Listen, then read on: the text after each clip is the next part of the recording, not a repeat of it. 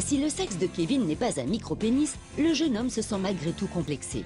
Il décide donc d'aller consulter un spécialiste de la chirurgie intime. Le médecin pourra-t-il se plier aux attentes de Kevin? Vous savez que on parle de l'augmentation de la taille du pénis, donc il y a l'allongement et il y a l'épaississement. D'accord. D'accord. Alors qu'est-ce qui vous intéresse des deux? Bah, j'aimerais faire le global en fait. Les deux? Ouais, oui, les deux. d'accord. Alors on appelle ça la lipopénosculpture globale, c'est-à-dire on peut combiner les deux interventions. Mais l'épaississement et l'agrandissement du pénis nécessitent une intervention chirurgicale sérieuse qu'il est important de ne pas minimiser. Le chirurgien doit informer Kevin de la procédure d'intervention et des risques qu'elle comporte afin qu'il puisse prendre sa décision en toute connaissance de cause. Il y a une membrane qu'on appelle le ligament suspenseur du pénis. En sectionnant partiellement cette membrane, ce ligament, on va tout simplement détacher le pénis. On va le désenfouir. Et nous allons obtenir ainsi 2, 3 cm, 4 cm parfois de détachement, de désenfouissement de cette verge. D'accord. Qu'on va avoir au repos, d'accord? En érection, on n'aura pas ce gain. Nous pouvons combiner cette intervention avec l'épaississement.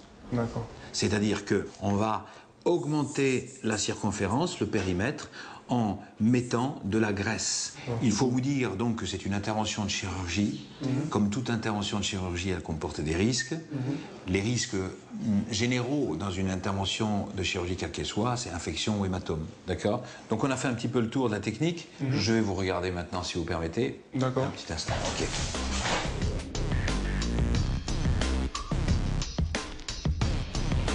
Il faut savoir que par rapport à la moyenne anatomique, si vous voulez, vous êtes dans la moyenne inférieure. Aujourd'hui, un Européen, la taille moyenne en érection, c'est 14,5, 15 cm.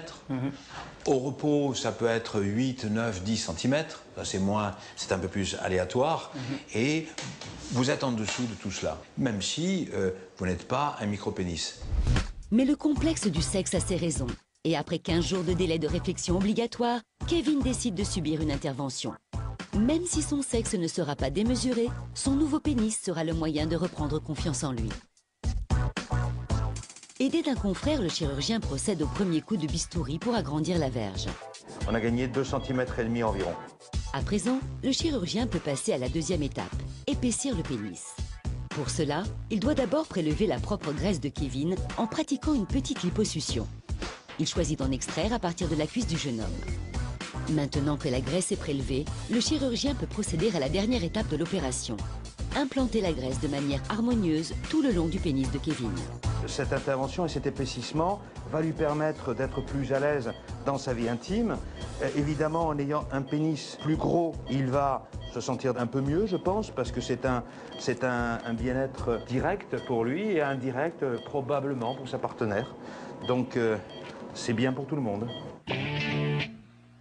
Le chirurgien en a fini avec l'intervention, mais tant que Kevin est toujours endormi, il reste des possibilités de complications liées à l'anesthésie générale.